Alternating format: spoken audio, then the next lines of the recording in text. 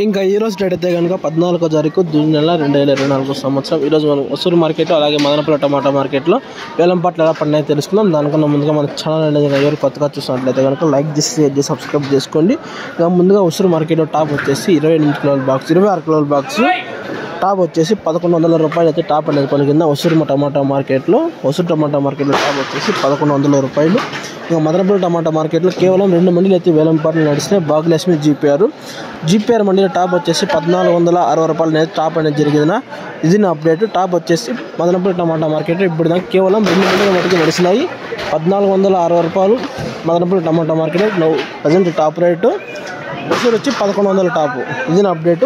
Next వచ్చేసి మీకు live action అయితే అప్డేట్ చేస్తున్నాను. Okay, thank you.